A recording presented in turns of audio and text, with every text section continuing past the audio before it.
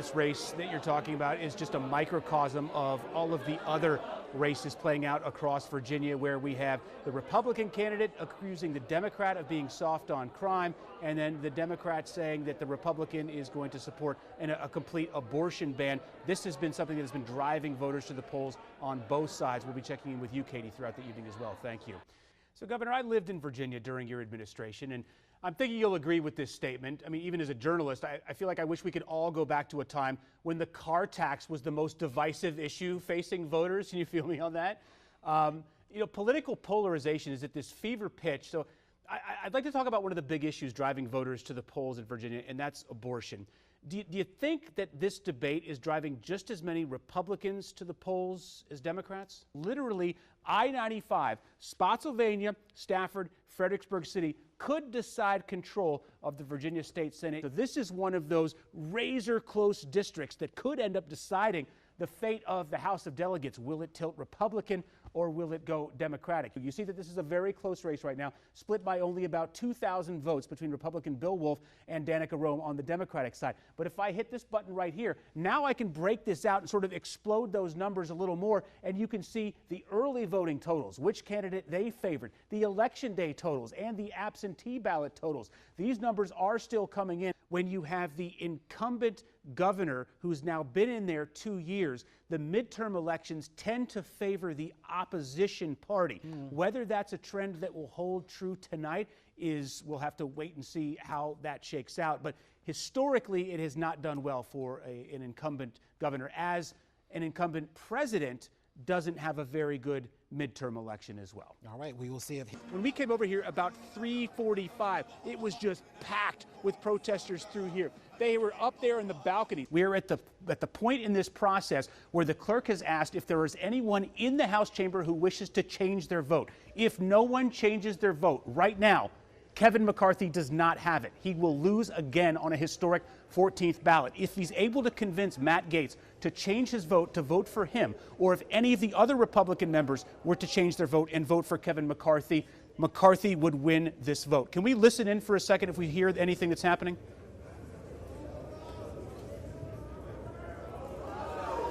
So you can hear the members trying to goad him perhaps into changing his vote. It looks as though that he might not be willing to change his vote.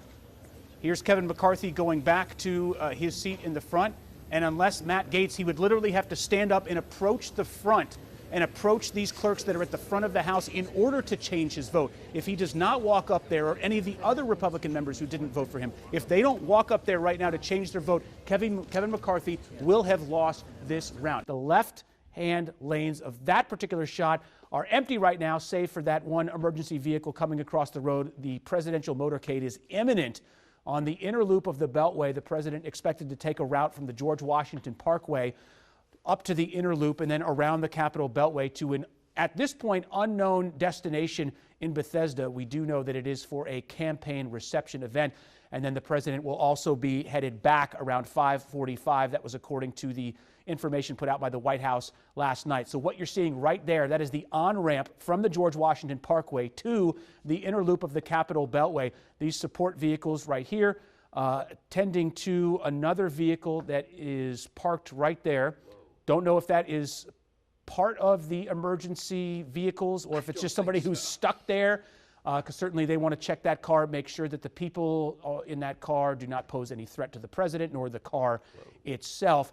So listen, we're going to bring in Topper in just a moment to get to the weather, but as soon as we see the presidential motorcade, Top, we're going to interrupt you so we can follow that closely. But let's bring in Topper for the forecast. Again, monitoring for you right now this traffic disaster on the Capitol Beltway. Right side of the screen here is the outer loop of the Beltway, Maryland 495 headed into Virginia. On the left side, you see that it's completely empty. If you're just joining us, that is because we expect the presidential motorcade to come across the American Legion Bridge any minute. Right side of the screen, that is the on-ramp from the GW Parkway to the American Legion Bridge in Virginia heading into Maryland. We're monitoring this closely because we know that you've got some folks that you care about, family, friends, stranded in this traffic right now. We've been trying to get the word out for some time about the presidential movement around town. More on this when we come back. The News at 4 continues next. 2:30 in the break. Right, we want to get you back to that breaking news that we've been following near the White House. The National Park Service, okay, they told us just within the last 15 minutes that a big gust of wind knocked over the national Christmas tree. It's all set for a big tree lighting ceremony on Thursday. Ardelia Gonçalves just arrived on the scene. So, Delia, we know that the National Park Service is assessing the damage. What can you see from your vantage point? As scheduled. Adam? So, Delia, I can tell you right now, I know our audience, and at least our audience on Twitter, is frantic right now wanting to see video of what this looks like. Based on your doing a circumference of the ellipse in the area, are you telling us that where that is, that it's all sort of cordoned off, that there isn't anywhere to actually go and actually see that it's down? Exactly, because crews are here is the closest that we're getting. All right, well, let us know as soon as you can get a better vantage point, if that's possible, so we can show folks exactly what's going on there. Delia Gonçalves live for us on the ellipse in front of the White House. Thanks, Dee. Listen, breaking right now, House Speaker Kevin McCarthy is in real trouble, in real danger of losing his speakership. The vote underway right now on the floor of the House of Representatives, a motion to vacate the office of Speaker. So far, there have been 6 Republicans. That was the threshold. 6 Republicans so far in this vote have voted to oust McCarthy as Speaker. All of the Democrats to this point have been in lockstep.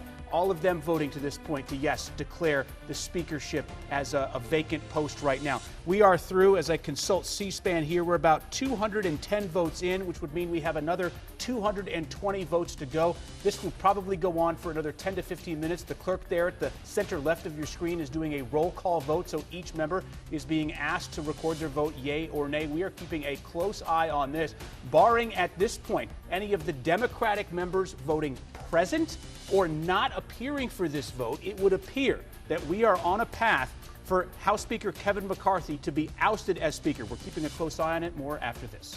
I think when all this happened, when they tweet no injuries, I think we assume that's human injuries, but there does seem to be a considerable effort by all of those EMS folks right now inside of that building that wouldn't be there if this was just a water situation. Yeah, it makes you wonder. This is one of the most really to DC EMS remarkable and fire scenes. Because I don't think you can imagine a training situation where this is something that they go through, right? Having to go into an enclosed, tight, flooded space to rescue as many dogs as you can. There's another one. He's happy to come out of there, and they're doing too. an amazing job. I mean, we've got at least a dozen or so dogs that have come out so far, Eric, and we just hope and pray for the best for all of the dogs that might still be for all inside. of them, we already happened. And to your point earlier, right in front Eric, of our eyes. you said it was almost impossible for you to get to that scene, and so anyone who is seeing and hearing about this,